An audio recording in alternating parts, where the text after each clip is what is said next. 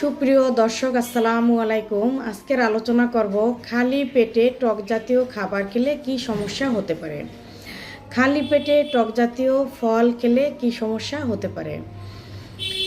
তো খালি পেটে টক জাতীয় খাবার খেলে অনেক সমস্যাই হতে পারে। আমি কয়েকটি গুরুত্বপূর্ণ সমস্যার কথা উল্লেখ করব এবং ফলগুলো হলো বড়র সময় বড়ই, তেঁতুল, কামরাঙ্গা ইত্যাদি এরকমের আরও অনেক ফল আছে। তো এই টক জাতীয় ফল খালি পেটে খাওয়া যাবে না, খালি পেটে আপনারা কখনোই খাবেন না।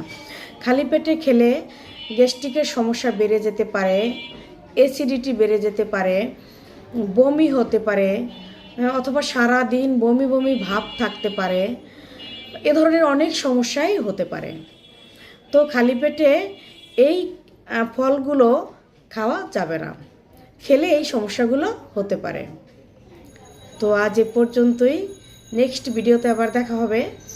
আর আমার এই ইউটিউব চ্যানেলে সবাই একটু প্লিজ সাবস্ক্রাইব করে দিবেন, তাহলে আমার নিত্য নতুন ভিডিওগুলি আপনারা সবাই দেখতে পাবেন। সবাই ভালো থাকবেন, সুস্থ থাকবেন। আল্লাহ হাফেজ।